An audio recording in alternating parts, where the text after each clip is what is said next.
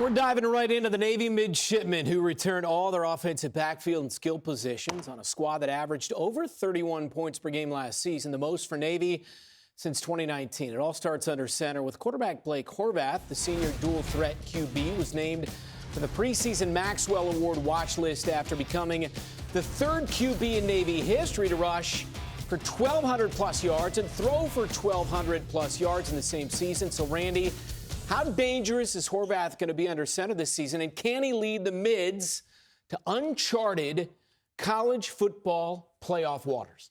Well, there's two parts of that formula that are very important. One is he has to play with a much improved offensive line, which from the looks of things, they're bigger, they're stronger, they should be improved. The other part of that is, and you saw the formula as far as the playoff goes, Ashton Genty coming out of a group of 5 type conference. You've got to be perfect or close to perfect, and you've got to have a great season. He has the capability of having a great season, but you're maybe going to lose one game. And I don't know what the analytics say about that, but that's a single-digit proposition, I would think. Yeah, it's going to be a tough task to ask those guys to get to the college football playoffs. When you look at their schedule, some of the teams that they had to face, and, you know, we can't forget about them having to play Army, who had a great year last year. But Blake Horvath, if they are going to get there, he will be the engine that drives this football team. When you watch his dynamic playmaking, not just on the ground, making guys miss, but he also can put the ball in the air and limit the amount of mistakes by turning the ball over. He doesn't do that a whole bunch. So that's one of the caveats that you have to look at for this football team. I think they're going to have a great season. Getting to the college football playoff, that's a big question mark there. Yeah, Horvath is definitely the main character. But, I mean, when you look at, you know, Teska and Heidenreich, I mean, that combination gave you 1,000 yards, right? I think they do more on the ground in terms of those two going into this season because of how good Horvath is. You put it out there, you put it on tape, and if you let Horvath beat you, he's going to do just that. He's going to dual threat you right out of the stadium. But those other two guys, they're only going to get better and better, along with an offensive line that by mid-season, this offensive line was on par and winning weekly Joe Moore honor roll awards, you know, for which goes to the best offensive line in football, which went to Army. But this offensive line, like you mentioned, Randy, is going to be one of the best they've had in years. This is why I'm so high on Navy's chances this season. And what about the leadership of that quarterback, Horvath? Yeah, he's pretty special, and he's going to have the advantage. Drew Cronick came there last year as offensive coordinator, and his offense is innovative. It is different. It's unpredictable. And it sounds like cliche, but they get a lot of open receivers. The key has always been hitting the open receivers. And that's been the difference of what Blake Horvath has done.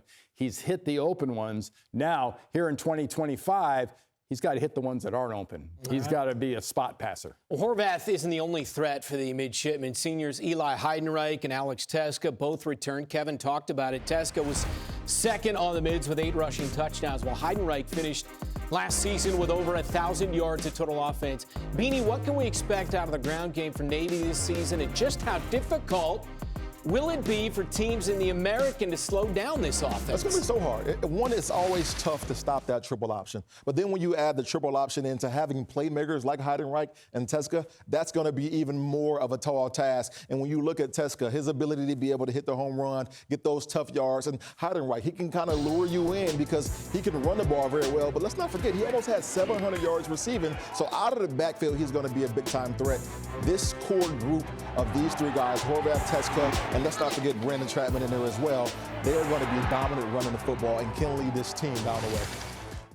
This offense is going to be hard to stop because of everything you guys mentioned. Drew Cronick as the offensive coordinator, and those 2 guys, as in terms of skill weapons in this offense, that's what it is. It's like, how do you use your pieces? And I think having that kind of camaraderie and continuity from year to year, it improves because you go back and you self-scout and you watch film and you say, how can we get better? And all these guys are bought in, and they will do exactly what Drew Cronick designs. And having a quarterback like Blake Horvath, you got to pick your poison. He's either going to beat you, running himself, handing it off to one of these other guys. We're talking about 5 yards per carry and 7 yards per carry, respectively. So they have weapons in this offense. I love this offensive line, but I love even more how Drew Klonik is going to actually use them in this system. And there's two other parts of the formula that Navy's got going for them, which should be advantageous at least. Their offensive line is going to have another year together, and it's a very physical. They're all over 300 pounds, which for an academy group, if you don't know, that's kind of unusual. And also, they've got a guy on the outside named Nathan Kent, who as a receiver, he's got world-class speed in the 200 meters. He's got good long speed. Can he turn into a normal wide receiver? That's going to be one of the great conversion projects for Navy football. If he's a threat down the field and they use him and hit him, it's a whole different game on the outside. Going to be fun to watch. Meantime, on the defensive side of things, the Midshipmen end of the season having to replace numerous key contributors, but they do return nose guard Landon Robinson, who helped Navy limit Army's top-ranked rushing offense to just 113 yards in last season's victory over the Black Knights. So, Kevin, what are you expecting from Navy's defense this year? You know, back in 2023, P.J. Volker took over as the coordinator, and he gave new identity to this defense. The way they used themselves, look, 4th in total defense in the American last year, 3rd in scoring.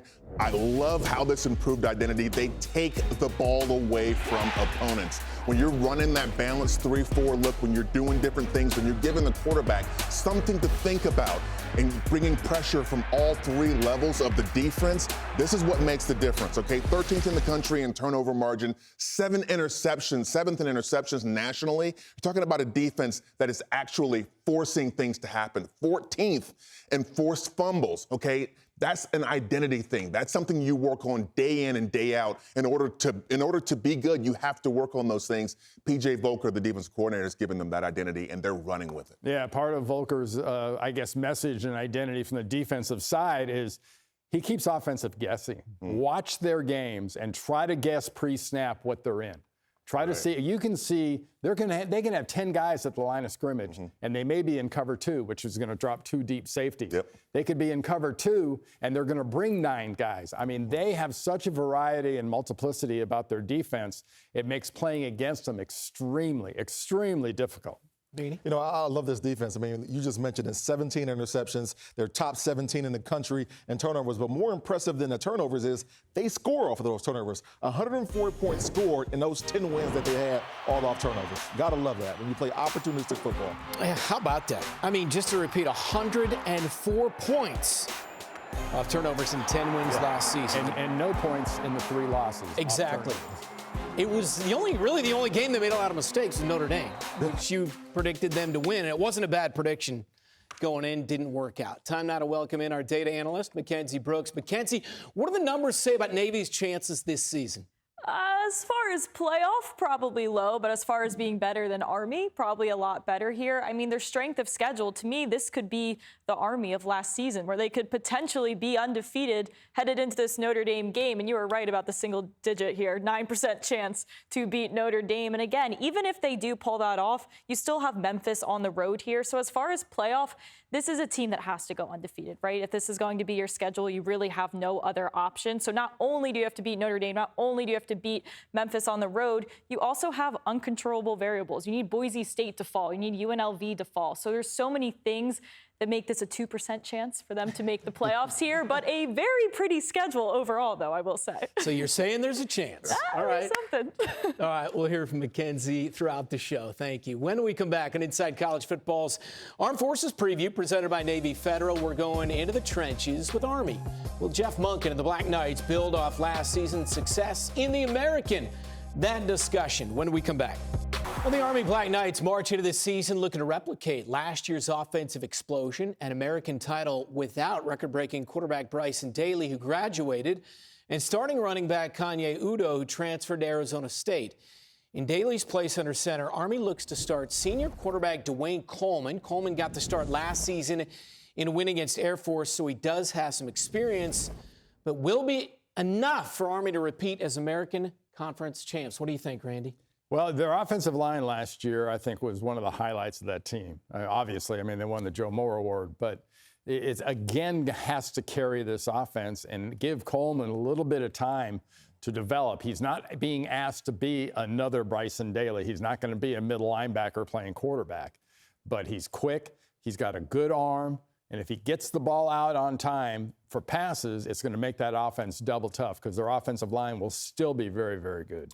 Army doesn't have the luxury like these other schools in terms of going out in the transfer portal and loading up on guys and replacing the tough talent that they lose.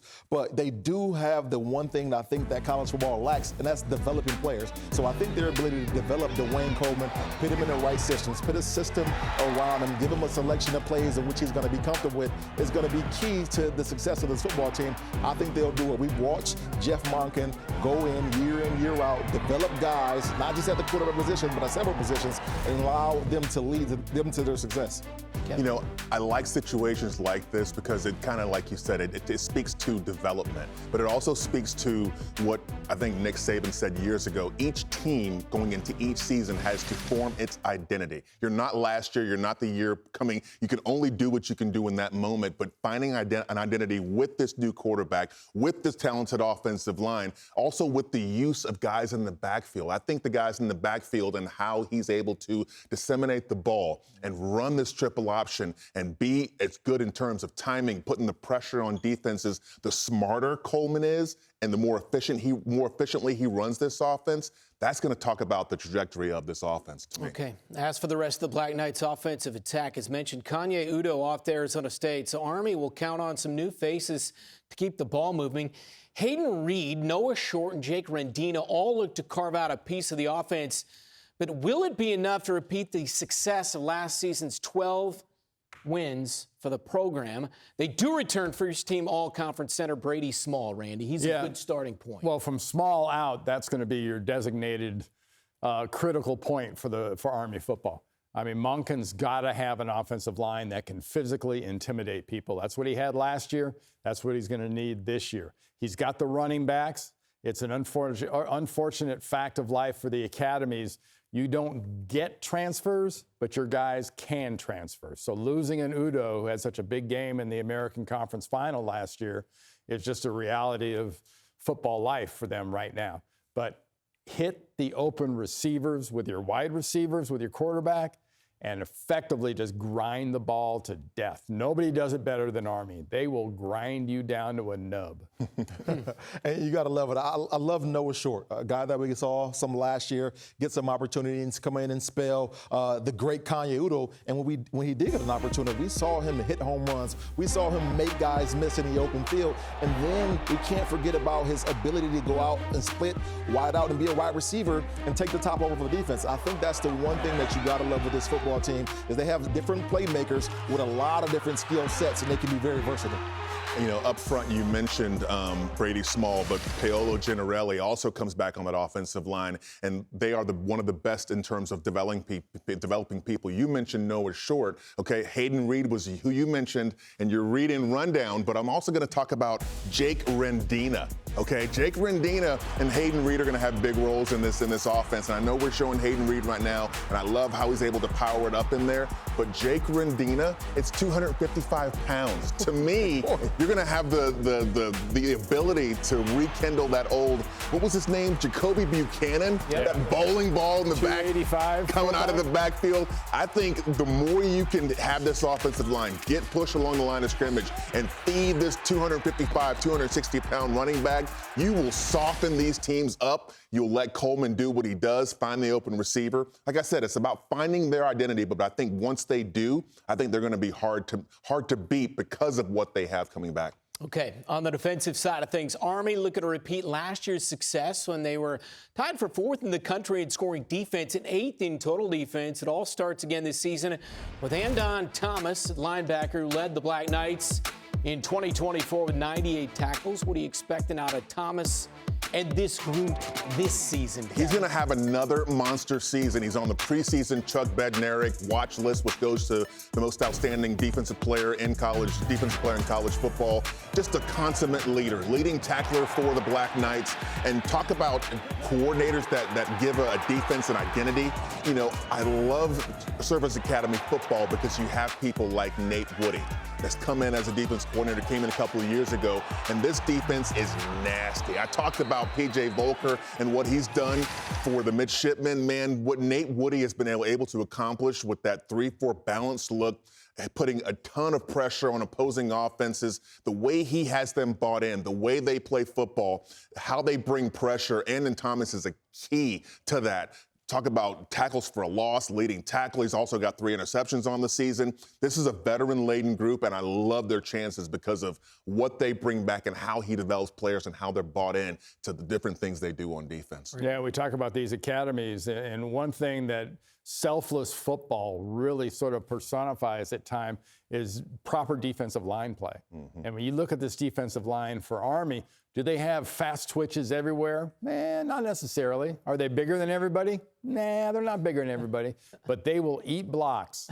And the whole idea of a defensive lineman for Army is to occupy those blockers and turn the special forces behind them loose and let those linebackers go to the ball, and they do that as good as anybody. Absolutely. You got to love Andon Thomas, who you mentioned. I also love Caleb Fortner. When you look at this Army defense, when they've given up 175 yards or more, they're not very good. And you look at the 2 losses they had last year to Notre Dame and to Navy, they gave up 175 yards rushing. They have to limit that, and I think they will be a lot better because of those guys that you just mentioned and those linebackers. Good stuff, fellas. Time now to bring in Mackenzie for a look at Army's schedule and chances to win the American and make the CFP. So what do the numbers say here, Mackenzie? This is not going to be the same season as last season by any means. We have them around 7 wins this season. I mean, they literally didn't have to play any top AAC school last year. And while they don't have to get embarrassed by Notre Dame, they do have 2 really, really tough games on the road here. You look at Kansas State, only a 24% chance. Their best case scenario, their best playoff shot is for Kansas State to kill Iowa State, look really, really awesome, and then Army goes in and beats them. That's basically what their playoff chances rely on, which is still, again, around like a 2%. Okay, so 2%. Kind of the same thing as we saw with Navy as well. But, again, there's a chance there, Kevin, right? There is a chance.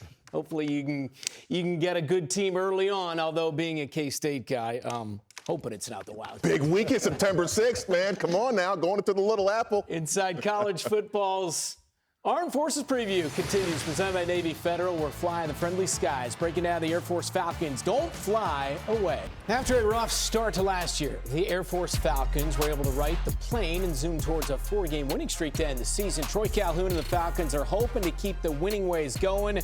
The new starter under center, a quarterback battle underway between Josh Johnson and Liam Zarko. So, Randy, what do you expect out of the Falcons' signal caller situation this season, and can they get back to a bowl game? Well, we talked a little bit about grinding them out with the Army Black Knights. That's Air Force's MO, and the reason they finished the way they did, they ran for over 300 yards a game. They got their game back to, well, kind of beanie football. You know, how was the third quarter? Well, it was one drive. And when they do things like that, that's what makes Troy Calhoun's team so tough, because they rob people of the clock.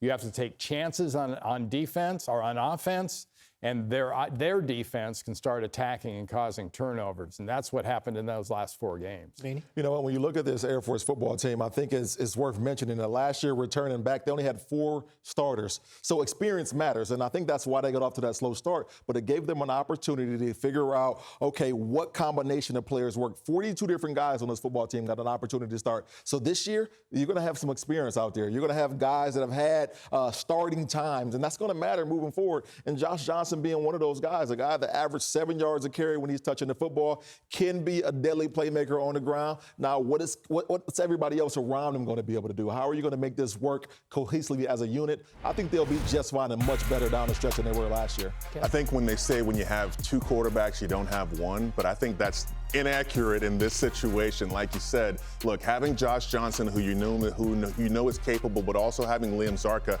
I think it gives added dimensions to what they can do. And having the type of experience, look, everyone's going to go through that process early on and figuring out what their identity is and what's best for how they can get their business done.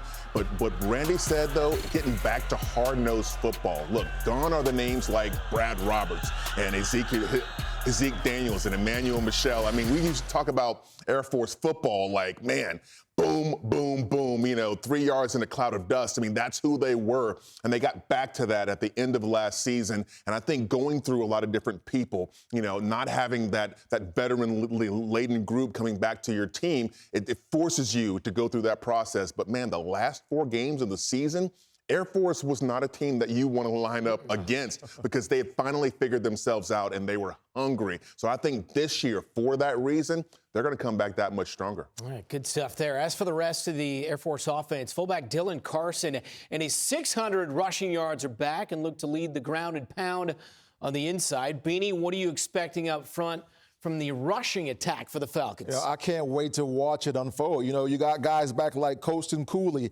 Alex Falk, Trevor Tate. These are guys that, found their niche last year, and we were able to see them have that success running the football. Now, Cade Harris is a guy that I believe is a playmaker waiting to happen, just waiting in the rough. And Dylan Carson, a guy that you just mentioned, last year he was banged up at times, but when he did get an opportunity to get out there and play, you saw the ability that he had to extend the plays, hit home runs, grind out tough yards. He's going to be their focal point of the offense, in my opinion. Yeah, and I think up front, I've always done Air Force games. They win the game at the line of scrimmage. And you can talk about their multiplicity of their offense, and they get a lot of different formations. They'll give you the inverted wishbone. They'll give you the wishbone. They'll give you the spread. They'll give you all kinds of things. But the number one thing they usually give you is a sock right between the eyes. I mean, they are a tough, physical team. If they can get back to that, and trying to defend that factor, that's how Air Force gets back to their old personality. It's tough to defend, man. I mean, when you're a team, when you're playing one of these service academies, especially someone like Air Force that's hitting on all cylinders at the end of the season last year, averaging, 300 yards per game on the ground, that's tough. Like, you only have one drive in the third quarter coming out after halftime. And you're like, you don't have very many chances. So offensively, you can't turn the ball over. And defensively, how do you get yourself off the field and give the ball back to your own offense? So getting back to that identity is what the Falcons needed to do, is what they've done last season. And I look forward to them starting the same way, kind of how they left off. Hold that thought, Kevin. Defensively, the Falcons looking to step up, but it starts up front. Senior defensive lineman Peyton Zroik and senior D lineman Daniel Grobe. What do you expect from this side of the ball for the Falcons here? Look, Jack Latore, Cody Harris, Miller, all those guys are going to anchor. We talk about only having 5 starters back on this defense from last year's team, but there's a lot of guys who played that are back, that have been developed, that will give depth. Okay, just because we don't talk about them like starters, 2 of those guys, like I said, Jack Latore and Cody Harris Miller, look, their experience is within their front 7. That's what's going to help the guys in the back end, is having those guys up front that are doing their job. And just like Army, okay, these guys are bought in across the front of this line. Peyton Zdroik, when I watch him play, I love how if that center puts a hand on him, he is grabbing that center. He is taking up 2 so his linebackers can run through and make plays. But they are unselfish, they're well coached, and up front, that's where you have the meat of experience on this team coming back, and I like their chances. I think they were the ones waiting on the offense to kind of catch up and play the kind of complementary football. They're like, yeah, now we're back to our identity. That's who they were at the end of last season. I think defense leads the way this year. Yeah, on that defense, we always spend so much time about, okay, how many starters do they have back? Mm-hmm. Well, they may not have that many starters back, but the amount of experience in their front 7 is going to be one of their strengths. And you already explained that, and I think that's going to be the thing to look forward to. If you're an Air Force fan, that defense attacking, especially the other academy teams, is going to be the highlight of your year. Yeah, look out for Daniel Grobe, a guy that you mentioned, Kevin. 6'6", 6'7" mammoth out there off the edge. He got his first start last year, and I think one of his toughest games last year was versus Nevada. I think he had, 6 tackles for loss. This guy's a big-time player. We're just waiting to happen.